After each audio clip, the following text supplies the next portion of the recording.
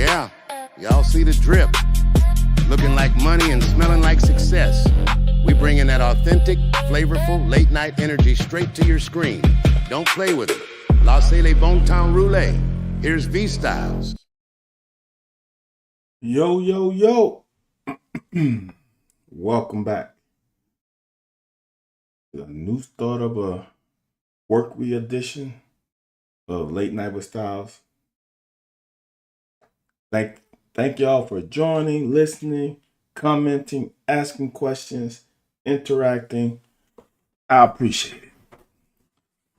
Let me get comfortable, y'all. There's nothing like a good Monday, though. There's nothing like a good Monday. And we're gonna start this show. I'm gonna start like that.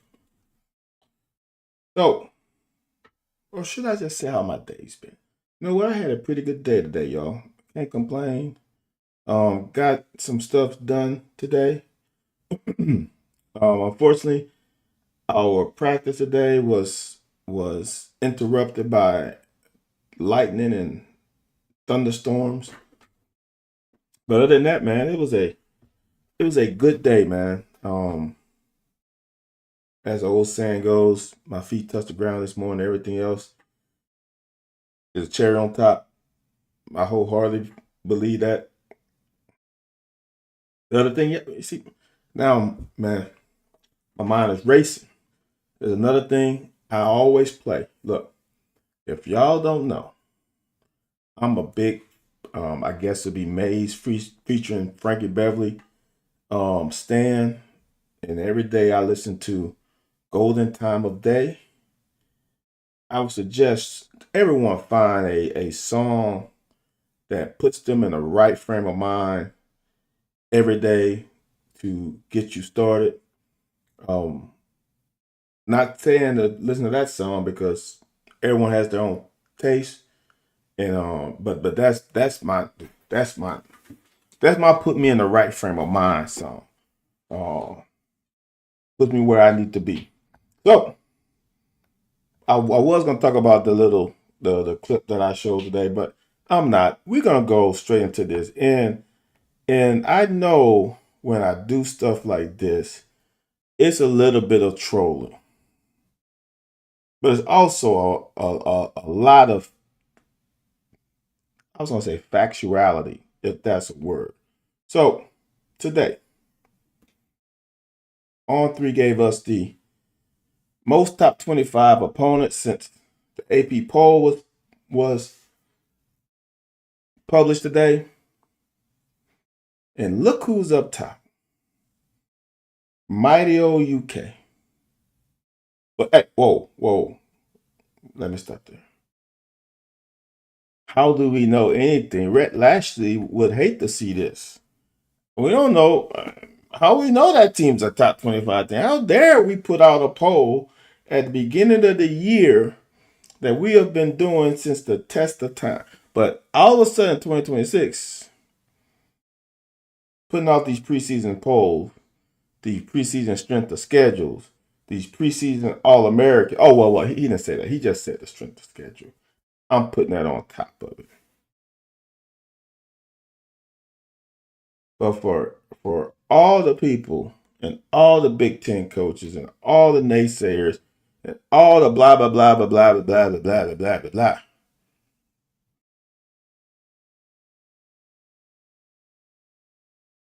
You can call it favoritism. You can call it haterade. You can call it whatever you want to call it. But at the end of the day, the respect from coaches and media for the SEC conference is what it is. Three teams with the most top 25 teams are from the SEC. You go to the six, there's 6 teams. Four of the six are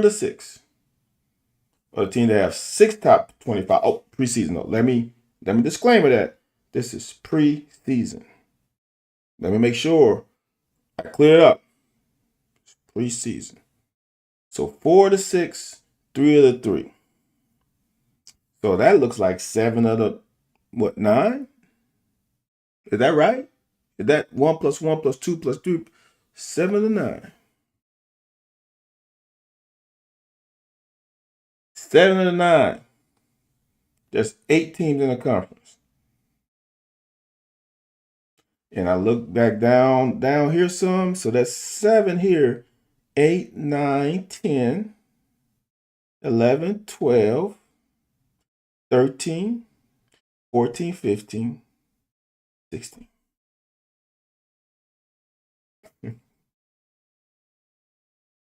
But the SEC is not the best conference. It's an overrated conference. They're still living in the past of years ago. How can the SEC be the best conference? But when you look at all metrics that people use, it ends up being SEC conference. That doesn't mean the SEC conference has the best team in the country. You can not have the best team and still the best conference. And it's hard for people to understand that. Even Feinbaum has succumbed to the I was gonna say a word that I don't want to say.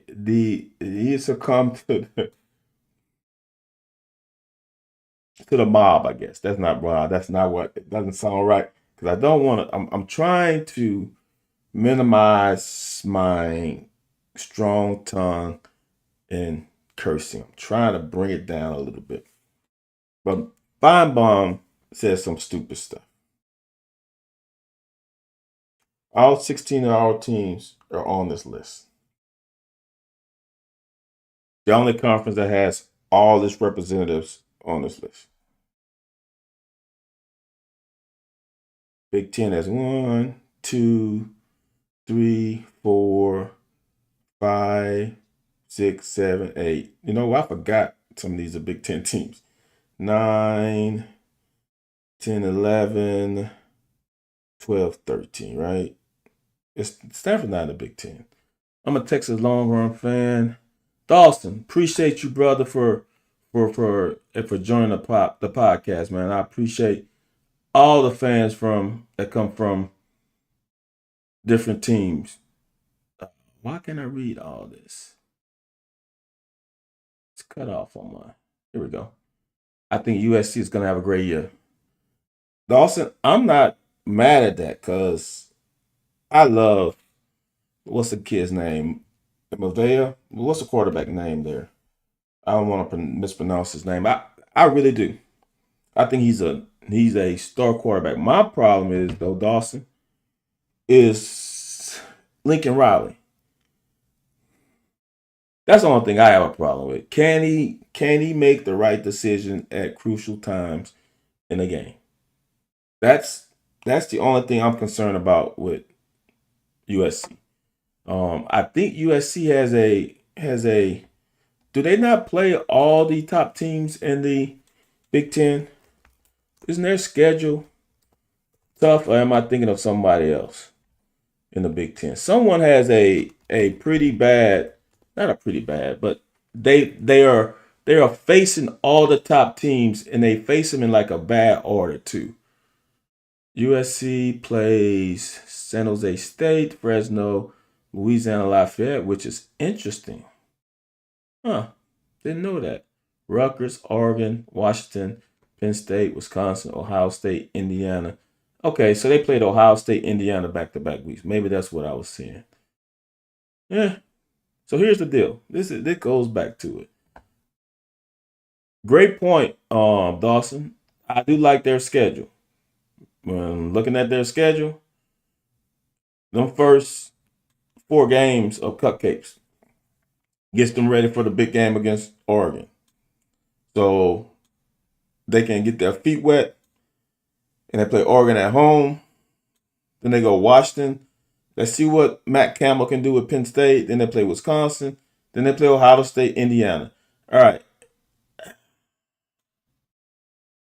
Off of face, then they end with Maryland, UCLA. At face value, USC should win 9 games. At face value, UCLA should win. I mean, USC should win 9 games.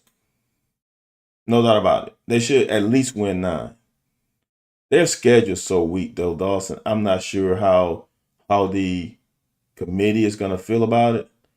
Oh, I can't say strength of schedule. Rhett Lashley is gonna come after me. Can't say strength of schedule.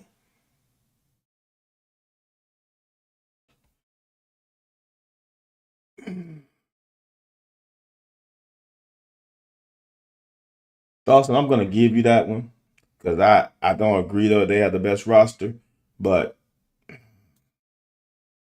I hear what you're saying.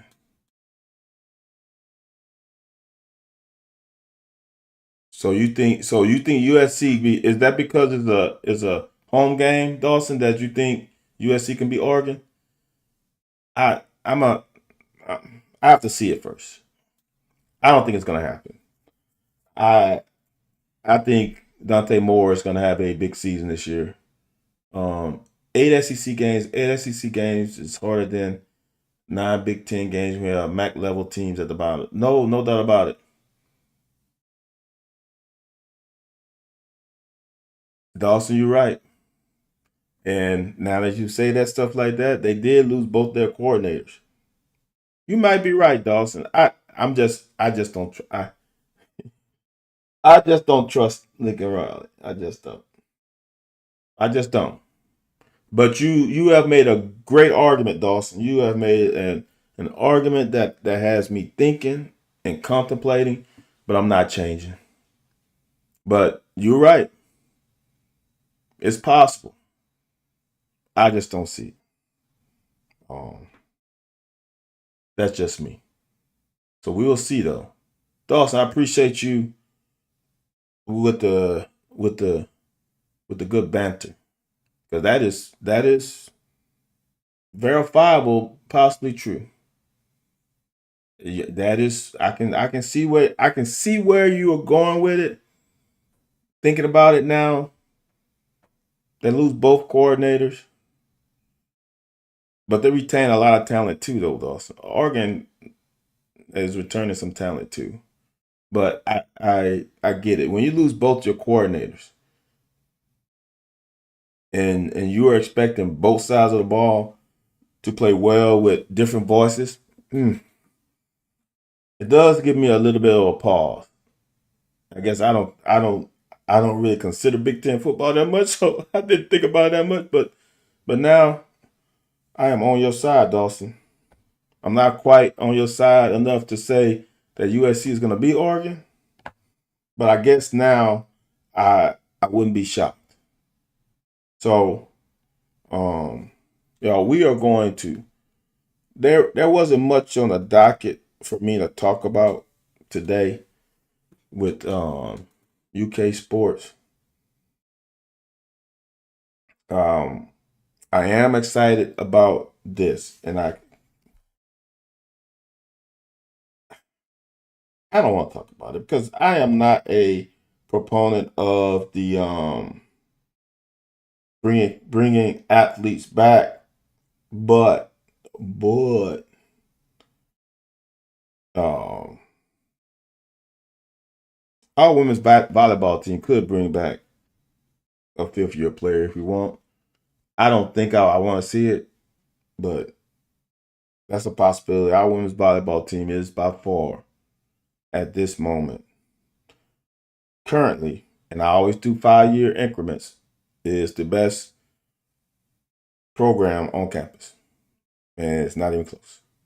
They have a national championship. They just made it to the championship game. They've made it to Final Fours. Craig Skinner is doing the damn thing. And I feel just as confident this year about what they're going to do again. And I think they are going to make another deep run in the playoffs, or in the, guess not the playoffs for volleyball, it'll be the at the NCAA tournament. What you thinking about in win totals in UK football? C-Fix, I've said 5. After the David Pollock thing, I went to 8, went back to 5. Now I've talked myself into 6. Seth, daily podcast. Seth, so you on the daily angle too. So Seth, what are you podcasting about? I'm interested. So as of if you watched yesterday, I did the first half of the Texas UTSA game, and I'm going to do the second half of the Texas UTSA game in a couple seconds. If someone has any questions that we can or some talking points, we can hit it before we get into the breakdowns of the UTSA game against Texas, which if you don't know, I'm going to explain. Our head coach, Will Stein, Kentucky's head coach, Will Stein, was the offensive coordinator at UTSA in 2022. And I'm trying to get a look at play calling, rhythm from a team that will probably have comparable talent compared to the teams that we are competing against. When you're at Oregon, you have on average, the best talent on the field, no matter whom you play. Until you face the Ohio States. Dawson said USC, which I can't argue too much. And probably Indiana now. So, and I don't think I think Indiana didn't have as much talent as Oregon on paper. Indiana just was a better team. So it's kind of hard for me to look at that tape as a direct transition to what he's going to do here at Kentucky. So I went with the UTSA because I think that's going to be closer to what, as far as on paper, on the field of talent. And I'm going to tell you this, watching UTSA first half, I'm not sure our receivers are that talented. Maybe I'm wrong. Let's see when the game starts. I could be totally wrong. Eric says from a UK perspective, put how tough our schedule is in perspective. Need one of Alabama, A&M, OU, LSU, one from Tennessee, Missouri, and Louisville, two from Vandy, South Carolina, Florida. That gets you to what?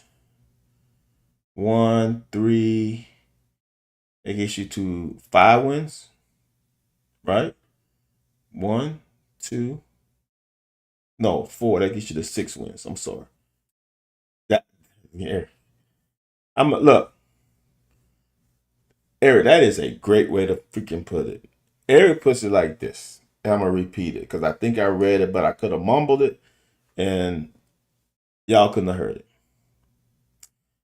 Eric says you need one win from Bama, OU, LSU. Bama, A&M, OU, LSU. You need one of those. You need one from Tennessee, Mizzou, Louisville. One from Tennessee, Mizzou, Louisville. And I think you can definitely get one. I think you can get the Mizzou game. Then you need 2 from Vandy, South Carolina, Florida. You should be able to get 2 from that. I think you should be able to beat Vandy and South Carolina in my book. I don't trust Stellars at all. And that's to get to 6. So now, Coach Williams, now you made me think about the people who say 8. And I'm looking at the way you put it right there. I'm like, oof. So that means you're going to have to get 2 from the Tennessee, Mizzou, Louisville. You're going to have to win all 3 of the Vandy, South Carolina, Florida. So that puts you at 5. Then you need to, that right? 1, 2, 3, 4, 5, 6, 7, 8, 9, 10. Oh, I'm missing the 2 non-conference. So you got to win. You get 2. You got to win 3 of the 2 what you got from 2. So that puts you at 5. You got to win all 3 of those. The Mizzou, Tennessee, and Louisville. That puts you at 8. And then you got to win 1 to get you to 9. I like Kabi. I like it's definitely doable. It's crazy. What is crazy, Kabi Cobb? The 6 or what I'm when I was start talking about the 8 or 9? Because that is crazy. I don't know, man. It's gonna be interesting. 8 is tough. 8 is tough. And I just keep going back to this. You got to get to 8. You have to win 5 conference games, which has only happened a handful of times. I think 4 times, 5 or more. And Stoops has half of them. Stoops has 2 of them. I think that was a 6 win. And I think in the 70s they won more than 5. 8 is doable. Cobby Cop. How many? All right, Cobby Cop. I got a question for you. This is why I wish I had a way to bring all of y'all on so we can have the discussion instead of just waiting for you to type. Cobby Cop. How many wins did you have us for last year before the season started? If you can remember. And I'll wait. Copy, copy. As you type, how many wins you thought we were going to win at the same time in 2025? So, as y'all know, first half, if you watched yesterday, if you didn't watch yesterday, I really highly what's it? Commend you. No, that's not commend. Advise you to watch yesterday. When I watched yesterday's first half of this game, Will Stein was in his bag. Will Stein was willing and dealing. And you go in the second half, and it's a game of inches. He was still willing and dealing. He was still putting on a show. The glass slipper just fell off, and things didn't happen. Things didn't go their way in the second half as they went in the first. So let's dig into it. So they get the ball first. They go empty, y'all. Oh, Lord. All right, y'all. I'm going to have to. Some reason, sometimes, if you watched me before, sometimes technology don't be technology. And now it just froze on me. And I gotta stop it. Then I get it back. Then we'll try again. That's how it goes sometimes with good old technology.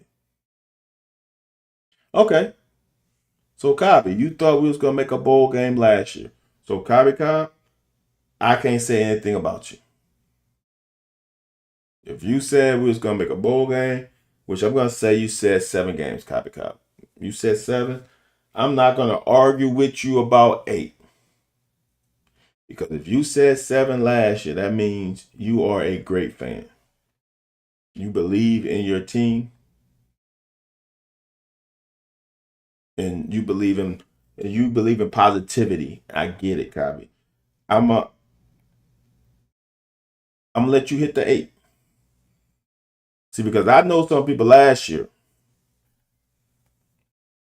was saying bad things. And now they think we're gonna win 9 games. And I'm like, what's the difference between last year and this year?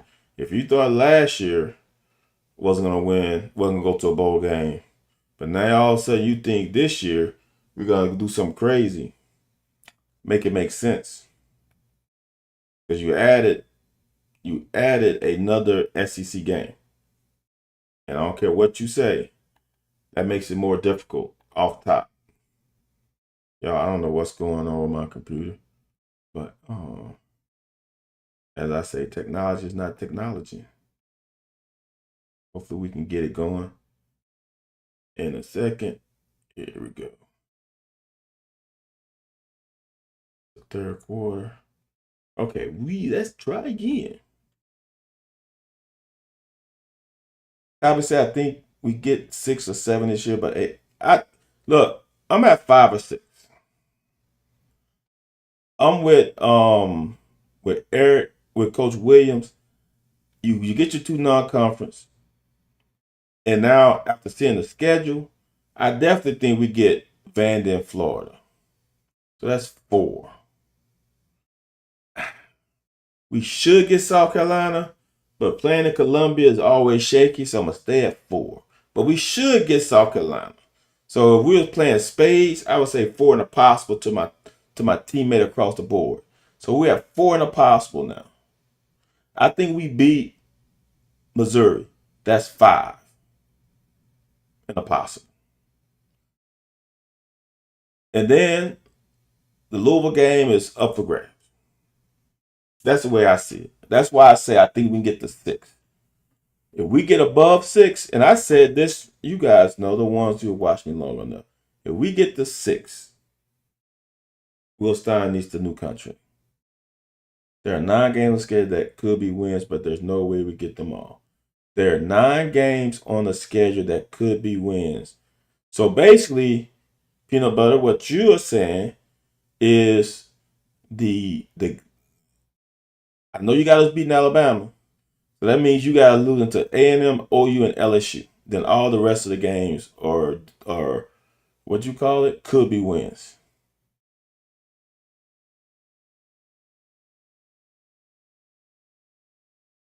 Cobby said, none of these teams scare me. We could win any and all of them. I don't know. Cobby, what do you mean by scare you? Because no one scares me. Like, even Georgia never scared me. Even when they had that monstrosity of defensive line, they didn't scare me. But here's what I use as the barometer. And it's simple as this. Because we're all fans, you can get up in your fandom feelings and be like, we're gonna go 12-0.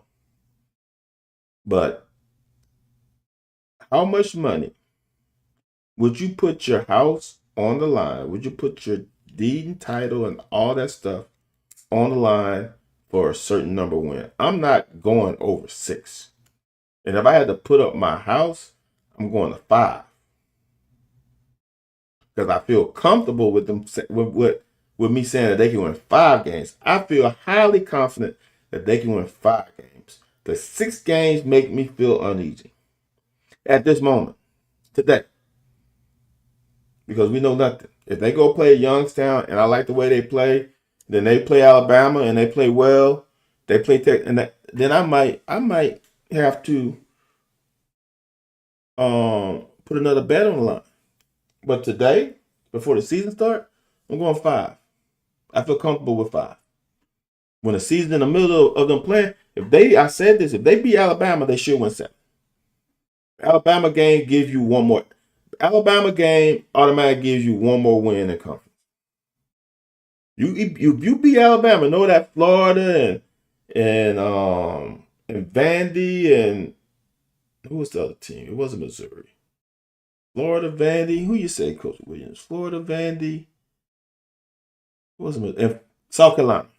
That Vandy, Florida, South Carolina are wins. With the Alabama game, that puts you at 4. With non-conference, that puts you at 6. They will win 7 games if they beat Alabama. And I feel comfortable saying they win 8. If they beat Alabama, I would definitely put my house on line for 7.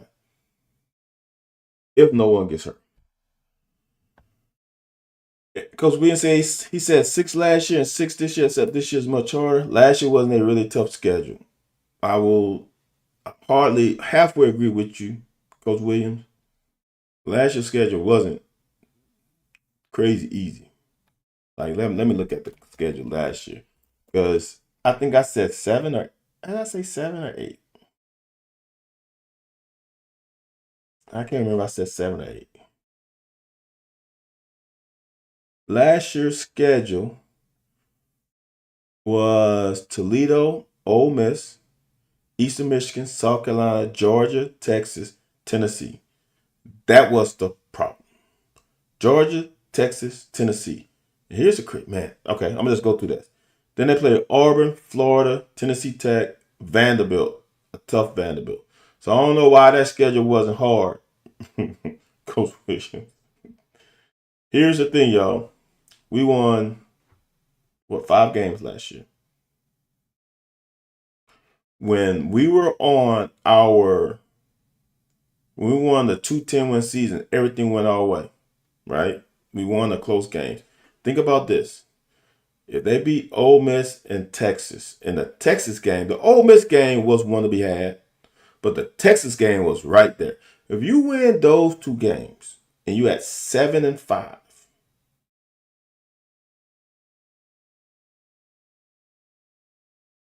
see, this is when I believe in God wanted us to change coaches.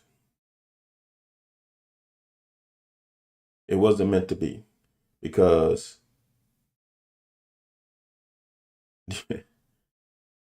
how many times have we have just beaten Florida like we beat them? I can't believe I'm going on this angle, but you win those 2 games. I would say this: if you win the Ole Miss game, the entire season is different.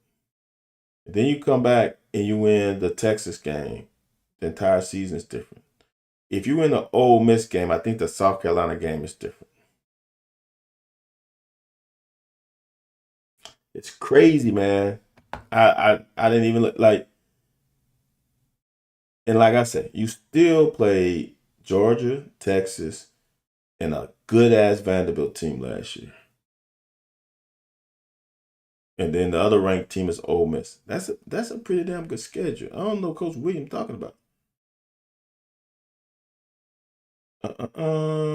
Where was I? Eric preseason they said last year was top 5 schedule too. Yep, but it didn't play out that way this year. See,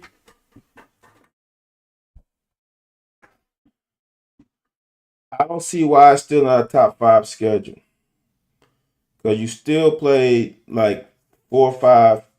You played 1, 2. You played 2 top 10 teams and 2 top 15 teams at the time that you played them. That's a rough schedule, y'all. Now, the only thing advantage of it is that 2 of the 4 were at home. Without Georgia on schedule as the world, we win any game on schedule. Not everybody. I agree, but I don't see holes on our schedule like I did last year. For example, Texas struggling with. Yeah, but you saw those holes as the season went along. I'm like I say, we faced Texas at a great time. If we face Texas at the end of the season, I think it's a little different. There's also where none of the teams on our schedule go to the playoffs. No Georgia, no Texas. There's a world where none of the teams on our schedule go to the playoffs. I feel highly confident. I feel very strong that 2 teams go to the playoffs. I don't see there's a world where none of them. I just don't. And you could be right, peanut butter. You could be right. I could be wrong. But I'm telling you right now, if I'm betting my house on this. I'm saying 2, at least 1. There's no way, and it's mind boggling to me. Not Texas. Alabama went to the playoffs last year, and people act like the bottom is gonna fall out. The bottom doesn't fall out. Texas A&M returns Marcel Reed. He's gonna be much better this year. I'm telling y'all, if Nussmeier doesn't have an injury early in the season, LSU. Let me say this. If y'all feel strongly, hold on, I gotta get this. If y'all feel strongly about Will Stein coming to Kentucky and winning 8 and 9 games because of his prowess as an offensive coordinator, if y'all don't have the same belief in Lane Kiffin, now y'all are really sipping the Kool-Aid with extra cane sugar, not just regular sugar, cane sugar. Because there's no way you think that Will Stein comes to Kentucky, and Lane Kiffin goes to LSU, and Will Stein has a chance to win 8 to 9 games, but Lane Kiffin's not gonna do it. Last year played teams at opportune times. Ole Miss with Simmons. I don't what Ole Miss with Simmons. Simmons is a good quarterback. He's young. Like when I saw Simmons is at Missouri, Missouri's gonna be better than y'all think. Simmons is a good quarterback, and Drink is a good coach. They are going to have a decent team. Texas looked bad for some of the season, but the way they ended that season was good. We should have beat South Carolina, y'all. We had too many turnovers. Then we had some guys on the roster that didn't want another month of practice. To be honest, getting Bama early when they're vulnerable, don't know our scheme. Okay, so this is the thing. So this is the interesting thing that I've been hearing. Getting Bama early when they are vulnerable, don't know our scheme. We don't know their scheme either. Their first road game in weeks before they face FSU. Yes, they could overlook us Cobb, except too many people have been on too many boards saying that we're going to beat them. It's just interesting that their quarterback is new. Our quarterback is new. He has not played meaningful snaps at all. But their quarterback is going to pee down his leg. And Austin Mack is probably going to be their starter, in my opinion. He's a older quarterback, older player. I don't. Cobb says Kiffin is overrated. Cobb, by what metric? Let me Kiffin at FIU and Kiffin at Ole Miss.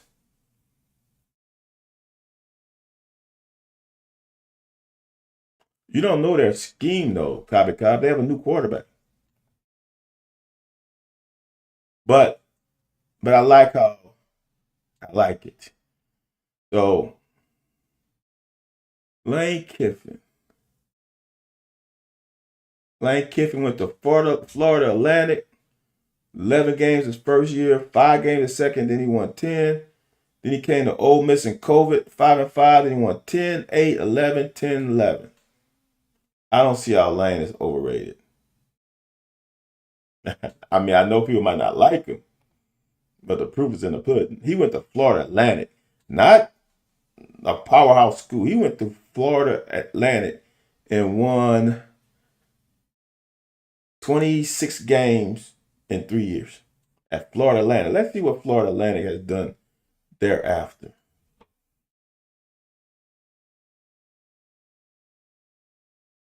Florida Atlantic thereafter.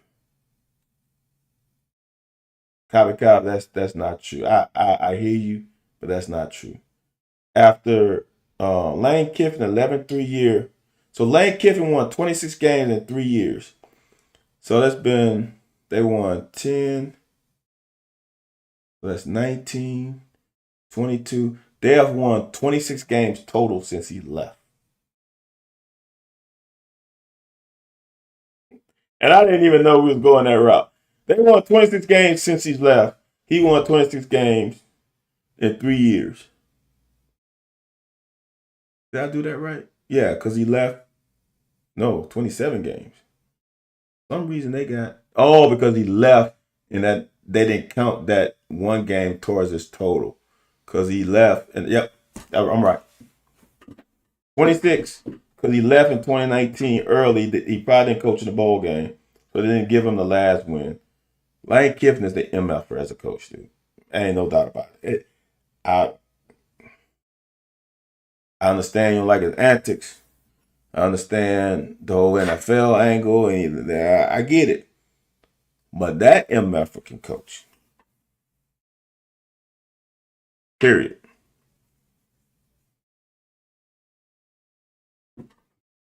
Now I'm gonna say this. One thing I know, that I can ride with you, Cobby, is that Sam Levitt didn't have a great year last year without Scatterboo. So can Lane and Weiss Jr. get the most out of him? We'll see. But if we have confidence in Will Stein and his ability to develop quarterbacks, look at all the people Lane Kiffin has developed as a quarterback. That's all I'm saying. The guy can coach offense. But I don't think Kiffin is overrated, but I can definitely see LSU being a shit show just because the character of the coach and the players that will overlook. See, peanut butter, I hear you.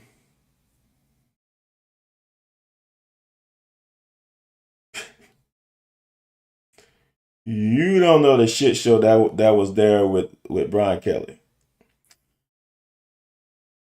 As it's different. And I didn't know, and I'm gonna say this. I didn't know how bad it was with Brian Kelly until Brian Kelly was gone. So they kept a lot of stuff under wraps. It was there. You know what Brian Kelly was, as I will say?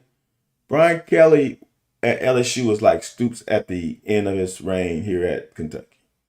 Kind of let the foot off the pedal. Brian Kelly was a son of a gun at his other stops.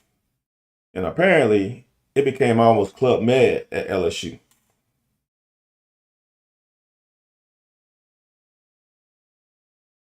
Cobby Cobb says barely better than Stoops. Cobby Cobb. That is an interesting take. I'm going to let you roll with it. To say barely better when barely better than Stoops. Let me in the SEC alone, if this damn thing would get off my screen. In SEC alone, since getting to Ole Miss, gotta cancel Kobe because they played 10 SEC games. He won 10 games, 8, 11, 10, 11. I'm not sure how you can say that's barely better than Stoops. He's won double-digit games the majority of the time that he's been at Ole Miss. Now, you want to say that we beat him, or we should have beat him. I get it. But, dude, it's not even close. He is way better. Brian Kelly's a jerk that shouldn't have been allowed to coach after forcing the game. Fair, Cobby Cobb. That's fair. Was Ogeron or Kelly worse behind the scenes? Ogeron.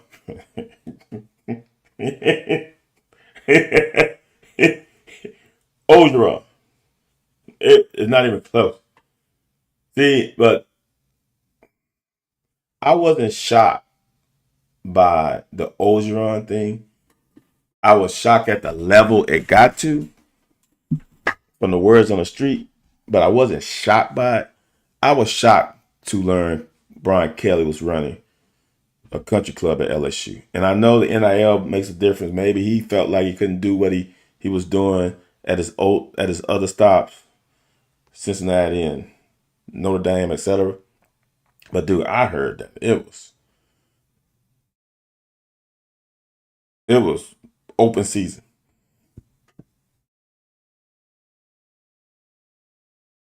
Peanut butter. I don't think Saban comes. Oh, you said, yeah, you beat me to it. Peanut butter. Saban doesn't come to Kentucky and do what Stoops did. I don't think people. You know what, y'all? We were supposed to do this film. We'll do it tomorrow because we are 40 some minutes, and the film's gonna take at least 20. So we'll just talk this out. I appreciate. Hey, peanut butter. Everybody on YouTube, I appreciate y'all. Y'all know. I appreciate y'all because this made it even better. I'll say the film for tomorrow. I want y'all to understand, man, that Stoops was the perfect hire for us. And I I'm just being honest. I've said this before, so it's not a shock. I didn't like the Stoops hire. I'm going on record now and feel comfortable saying that I wanted Bobby Petrino because I thought we needed a offensive guy here. I really did. And here's the thing. This is why Stoops was the perfect hire. When Stoops got here, being from Youngstown State and having Urban Meyer at Ohio State, allow us to put our pinky toe in the state of Ohio. No, I should put our big toe in the state of Ohio because we always had our pinky toe in there and grab some damn good talent out of there and venture up to Michigan to Big Ten country. I don't think any other coach could have done that without the connections to the neighboring states that had really good football, that high school coaches believed in you because you were from their area. Coach Stoops was the perfect hire for our situation at that time when Urban Meyer was recruiting more nationally than he was recruiting in his own state of Ohio. Not saying he wasn't getting players from Ohio, but he was letting some guys slip by because he was trying to get the best of the best. So Mark Stoops came here and started from day one with great recruiting classes. Not many coaches could have done that at Kentucky. He had a great pipeline. He was a damn good recruiter. And he brought guys to the SEC because they wanted to play in the SEC. Whatever his pitch was to these Northerners, Midwesterners about playing in the SEC, hit home hard. There's not many coaches that could have done that, period. Because great coaches have to have a pipeline. I'm not sure Nick Saban had the pipeline. It's easy to say Nick Saban comes here and he gets all the national talent. We're at Kentucky. Here's what I want y'all to understand. Go check out Nick Saban's record at Michigan State. Check out Nick Saban's record when he came down south and played and coached for teams that had high-level local talent. It's easier to recruit, especially back then when you had a recruiting budget. It's easier to recruit when you can grab the majority of your roster from in-state and then spend the vast majority of your recruiting budget on grabbing the big dogs from out of state. It's the same thing when he went to Alabama. There's too much talent in state. You cannot tell me that Nick Saban learned how to coach on this trip from Lansing to Baton Rouge. You cannot tell me Nick Saban learned how to coach from his trip from, is it East Lansing? Is it Michigan State in East Lansing to Baton Rouge, Louisiana? There's no way he figured out how to coach on that probably, what's that? It's 12 hours to Lexington. Let's call a 16-hour trip. I'm sure he flew. So you're not going to tell me in a 4-hour flight, a 3.5-hour flight, that he figured out how to coach. Or maybe when he was at Cleveland, or maybe when he was elsewhere and he figured out how to coach, then he went to college and finally he went to a place with an abundance of talent.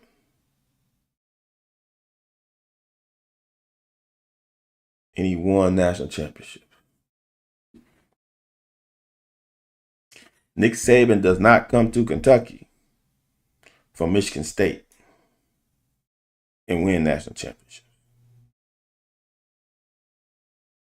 Nick Saban damn sure ain't come to Kentucky after LSU. I played at Kentucky, y'all. And I'm going to be honest, it doesn't hurt my feelings when people say stuff about my school. because I can say it too. And if you're honest with yourself, you know going from LSU to Kentucky is a step down. If you think it's not, I don't know what to. I'll sell you damn oceanfront property in Lincoln, Nebraska.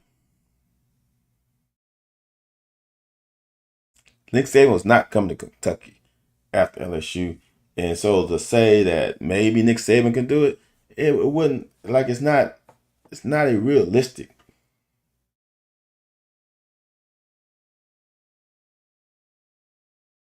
It's hard to win at Kentucky. It's gotten easier with NIL. So at one time it was virtually impossible. So now it's possible. But now it's possible, but you gotta have the right pocketbooks. And I would say this, just like what happened with Cincinnati. If Will Stein was the head coach at Oregon, and he left Oregon and brought to us like 6 players, I feel pretty good about it. Because then you have people on in the locker room, peers that can help you understand what this coach wants out of you every day of the week. It makes a difference to have that in your back pocket and big pockets in your back pocket. Like I said on, I can't remember what show I said on. Like, give Will Stein a few years. I think the guy has what it takes. It just ain't gonna happen this year, in my opinion. And the great thing about it, and I'm gonna hesitate a little bit. The great thing about sports is it's not always about you. It's sometimes about them. And if them are having problems and you have an issue, but you can overcome your issues, but they can't overcome theirs, you can upset some teams. I just don't think it's Bama the second game of the season. And I know we're going to go with the FSU game last year. I will say that probably they learned from that. Probably there's people in that locker room saying, this shit ain't going to happen again. What am I was looking for? I'm about to type some, y'all, and I forgot what I wanted to look for. Oh. So we'll see, man. I look at the end of the day, y'all. I honestly love the enthusiasm. I love it. I don't know where it's coming from, but I love, like, if someone says 7, I can see 7 realistically right now. I can see 7 without seeing the season played. I can see 7.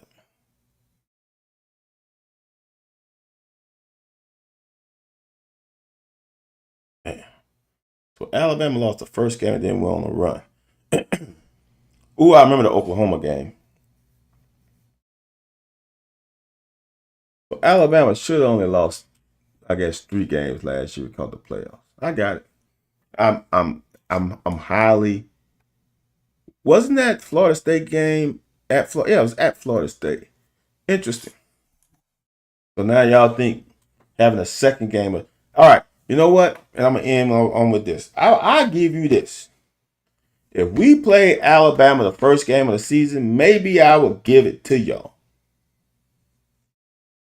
Because you know what happened the second game Alabama played? They skull drug Louisiana Monroe 73-0. I'm just saying. So we play them the second game of the season. So you want to compare apples to apples. The second game of their season, they won 73-0.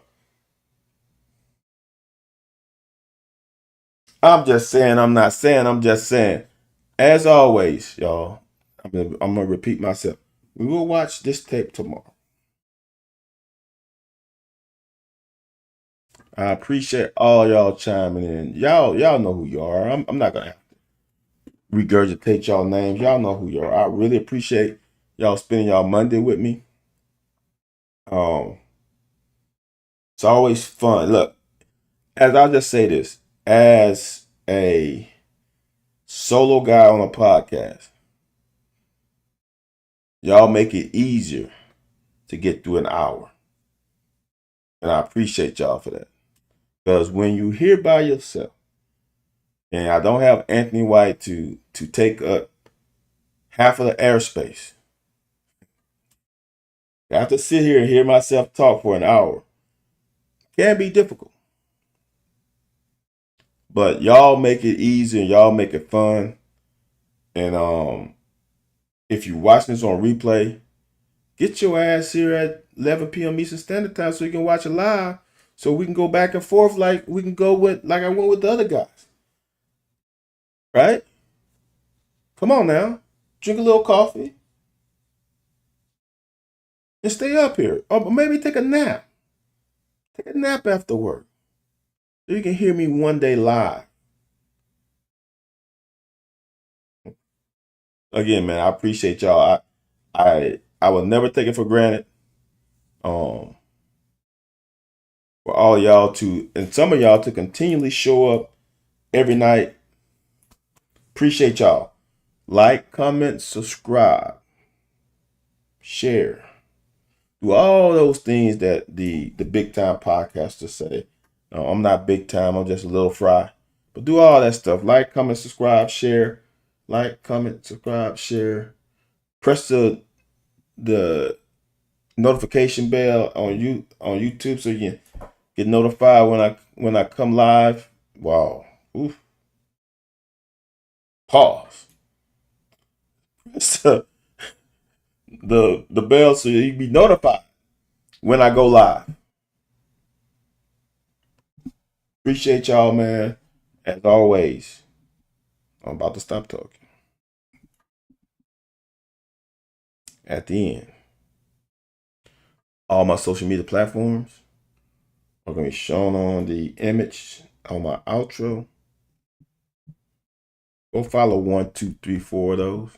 Just add one more to your repertoire day. If you're a YouTuber, add the Twitter. If you're a Twitter, add the TikTok. If you're a TikTok, add the Instagram. Just keep adding one until you have them all on your docket. And I will appreciate it if you just add one. So I'm going to stop talking. And we're going to go to the outro. I'm out. Thanks for tuning in to Late Night with Styles. We appreciate you spending your late night hour with us. Make sure to hit that follow and subscribe button so you never miss an episode. Until next time, take care. We out.